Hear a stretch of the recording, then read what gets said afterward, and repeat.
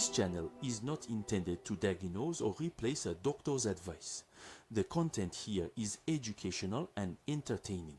Hello everyone and welcome to the Malady channel. Today we are going to dive into the fascinating and terrifying history of smallpox, a disease that impacted humanity for millennia before being eradicated.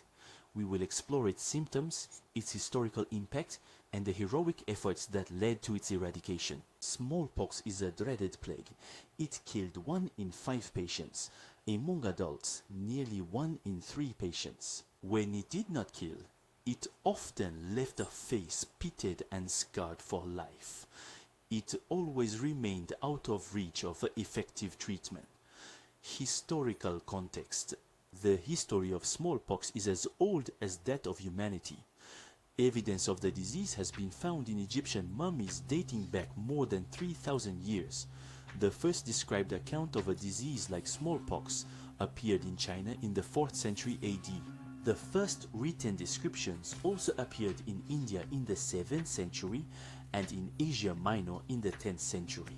Smallpox ravaged entire civilizations, causing millions of deaths over the centuries. Increased trade with China and Korea brought smallpox to Japan in the 6th century. The Arab expansion spread smallpox to North Africa, Spain and Portugal. Subsequently, in the 11th century, the Crusades further spread smallpox in Europe. In the Middle Ages, it was feared in Europe, where it killed 1 in 3 sick people. From the 15th century, the Portuguese occupied a part of West Africa, taking smallpox with them. European colonies and the African slave trade bring smallpox to the Caribbean, Central America and South America. In the 17th century, European colonies bring smallpox to North America, and explorers from Great Britain bring smallpox to Australia. The disease arrived in what is now Canada with the French settlers in the early 17th century. Indigenous peoples were not immune to smallpox, which led to devastating infection and mortality rates. Smallpox played an important role in the struggles between the French, the British and the Americans for control of the St. Lawrence region. In 1732 to 1733, a smallpox epidemic devastated Louisbourg, a French colony located in what is now Nova Scotia. It killed at least 150 people, including individuals whom the French had enslaved and brought to the colony. Another epidemic struck Louisbourg in 1755. It was the worst epidemic in New France. It was part of a larger epidemic that swept through North America between 1755 and 1782. Fun fact, in 1763, the British, under the command of Geoffrey Amherst, used blankets exposed to smallpox as a biological weapon to try to quell the resistance of the First Nations led by Pontiac. Variolation or arm-to-arm inoculation arrives in the 1600s. In 1768, arm-to-arm inoculation becomes increasingly popular. This technique allows giving smallpox to another person, but in a controlled way to obtain weaker smallpox symptoms. However, there is no guarantee that the person will catch the full strength of smallpox. Even if these techniques are not great, they protect subjects from severe smallpox and give greater life expectancy at birth. In 1800, advances in vaccination enabled control of the spread of smallpox. Public health efforts also helped reduce infection rates. In the 20th century, Canadian scientists assisted the World Health Organization in eradicating smallpox. Eradication was achieved in 1979, but virus stocks still exist for research and security purposes. Fun fact, the Aztec civilization, which is now extinct, was eradicated by smallpox brought by Christopher Columbus's sailors. Smallpox, also known as variole, is an extremely contagious viral disease caused by the variole virus. According to the Centers for Disease Control and Prevention, the CDC, if smallpox was not treated, it would kill 3 out of 10 infected people, and those who survived often retained after effects. The risk of death was about 30%, with higher rates among babies. Often, those who survived had extensive scars on their skin, and some had become blind. Before smallpox was eradicated, it was mainly transmitted through direct and fairly prolonged contact between people. Smallpox patients became contagious as soon as the first sores appeared in the mouth and throat.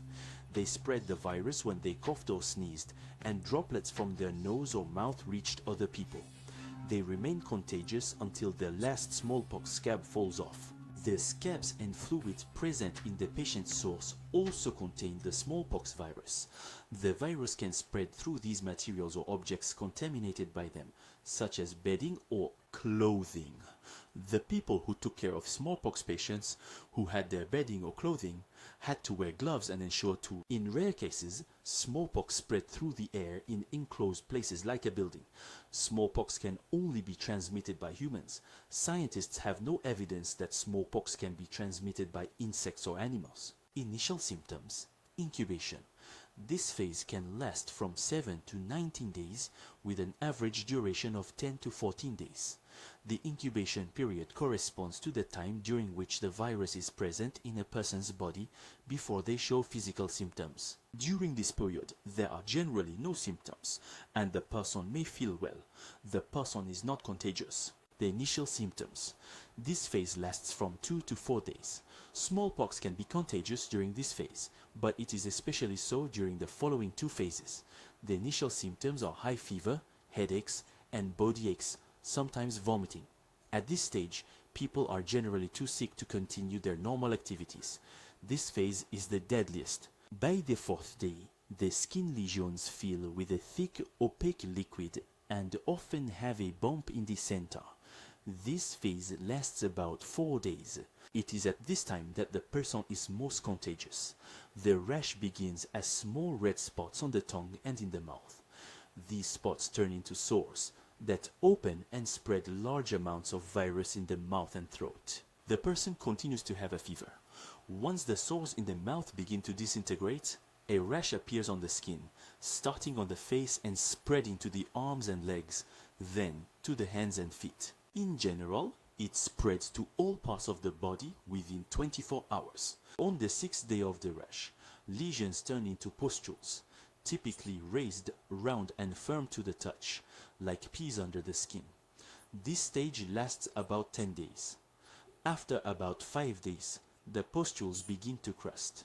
By the end of the 2nd week following the appearance of the rash, most lesions have formed a crust. At the end of the 2nd week after the onset of the rash, most sores have formed scabs.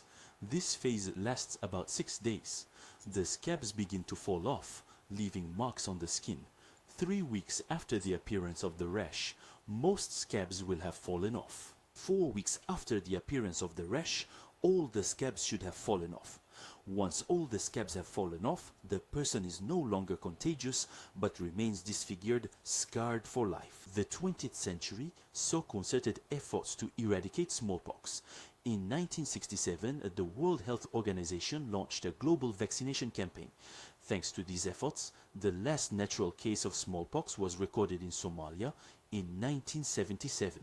In 1980, the World Health Organization officially declared smallpox eradicated, making it the first disease to be eliminated by humans. Today, smallpox remains an important subject of study. Although the virus has been eradicated, samples are kept in high-security laboratories for research.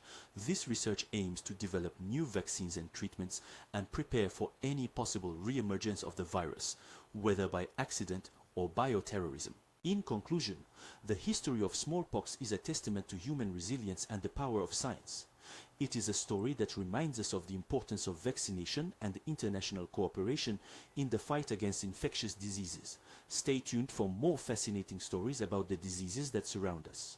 See you soon, come visit us, and don't forget to subscribe to the channel for other shows and bonuses. The channel This Size Malady is a presentation of Lucidius Studio.